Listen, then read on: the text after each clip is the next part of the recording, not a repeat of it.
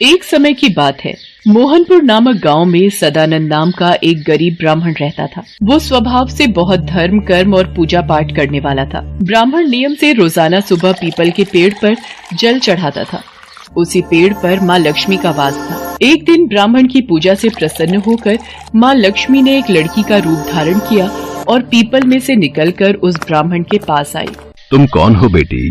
तुमने मुझे पिता कहा है। मेरा इस दुनिया में कोई भी नहीं है। मैं आपको रोजाना यहाँ पीपल पर जल चढ़ाते हुए पूजा करते देखती हूँ, इसलिए मैंने आपको अपना पिता कहा है। पिताजी, क्या मैं भी आपके साथ आपके घर चलूं? मेरे साथ? पर मेरी तो पहले से ही 6 लड़कियां हैं। अगर मैं इसे अपने घर ले गया तो खिलाऊंगा क्या? हम तो रूखा सूखा खा लेते हैं, पर ये बेचारी रूखा सूखा कैसे खा पाएगी? ब्राह्मण कुछ नहीं बोला और वापस घर लौट आया। अब ब्राह्मण जब भी पीपल पर जल चढ़ाने जाता तो ऐसा हर रोज होने लगा। इसी चिंता में ब्राह्मण बहुत कमजोर हो गया। उसका मन अशांत रहने लगा। एक दिन ब्राह्मण की पत्नी उससे बोली, सुनो जी, क्या बात है? आप कुछ दिनों से अशांत और दुखी दिखाई दे रहे हो। मैं आपकी इतनी सेवा करती हूँ, फिर भी आप इतने कमजोर क्यों होते जा रहे हो? इसका क्या कारण है? आपको कौन सी चिंता सता रही है? मुझे कहिए, शायद मैं आपकी कोई सहायता कर सकूं। यशोदा, कुछ दिनों से मैं जब भी पीपल पर जल चढ़ाने जाता हूँ, उस पीपल में से एक लड़की निकल कर आती है और मुझे बड़े प्रेम से पिताजी कहकर बुलाती है और रोजाना मेरे साथ आने की बात कहती है। अब तुम ही बताओ, हम उस कन्या को क्या खिलाएंगे और उसकी क्या सेवा करेंगे? अरे, तो इसमें चिंता की क्या बात है? जहाँ हमारी 6 लड़कियाँ हैं, वहाँ एक और सही। और उसने आपको पिता कहा है। अब वो हमारे यहाँ आएगी तो अपना भाग्य साथ लेकर आएगी, इसलिए उसे कल अपने साथ ले आना। अगले दिन जब कन्या रूप में माँ लक्ष्मी ने ब्राह्मण को घर साथ चलने के लिए कहा तो वो लड़की को अपने साथ घर ले आया। जिस दिन से ब्राह्मण उस लड़की को घर लाया, उसी दिन से उसके दिन बदलने लगे। यशोदा, तुम्हें पता है, भिक्षा के लिए जहाँ रोज मुझे 1 या 2 कटोरी आटा मिलता था, आज मुझे बोरी भरकर आटा चावल मिले हैं। यशोदा, मुझे तो लगता है कमला हमारे लिए देवी लक्ष्मी का रूप बनकर आई है।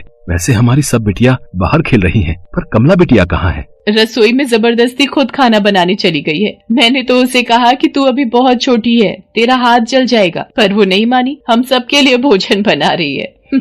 अच्छा, फिर तो मैं जल्दी से हाथ मुंह धो लेता हूँ। अपनी कमला बिटिया के हाथ का गरम गरम भोजन खाऊंगा।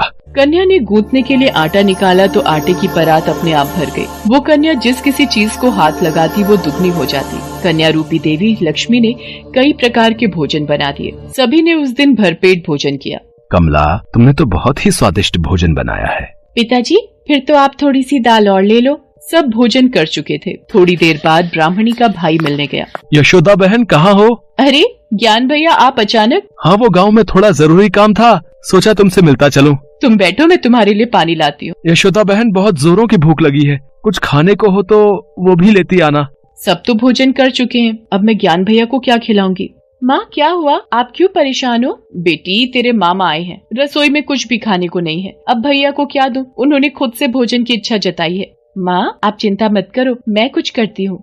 कमला तो साक्षात देवी लक्ष्मी थी। वो रसोई में गई और अपने मामा के लिए स्वादिष्ट भोजन बना लाई। उन्होंने खुशी खुशी भोजन किया। शाम हुई तो कमला ब्राह्मणी से बोली, माँ, आप दिया जलाकर यही कोठरी में रख दो, आज मैं यहीं सोऊंगी। पर कमला बेटी, तू अभी बहुत छोटी है, यहाँ अकेले कैसे सो पाएगी? तू डर गई तो? माँ, आप चिंता मत करो, मैं नहीं डरूंगी। यशोदा को समझाकर कमला बनी लक्ष्मी माँ कोठरी में ही सो गई। आधी रात को कन्या के रूप में माँ लक्ष्मी उठी और कोठरी में चारों ओर देखने लगी और देखते ही देखते कोठरी में धन, दौलत और अनाज के भंडार भर गए। माँ लक्ष्मी अपने देवी रूप में आ गई और वहाँ से जाने लगी। तभी ब्राह्मण ने उन्हें आवाज लगाई, देवी लक्ष्मी, आप मेरे घर में एक कन्या के रूप में बेटी बनकर आई और मैं आपको पहचान भी नहीं सका। हे लक्ष्मी माँ, हम पर कृपा करो। हे देवी लक्ष्मी, हमसे कोई भूल हुई हो तो हमें क्षमा कर देना। तुम दोनों ने तो मेरी बहुत सेवा की है और मैं तुम दोनों की सेवा से बहुत प्रसन्न हूँ। तुम दिन रात पूजा पाठ में ध्यान लगाते हो, मेरी पूजा करते हो, सबका भला करते हो। तुम्हारा स्वभाव बहुत ही दयालु है।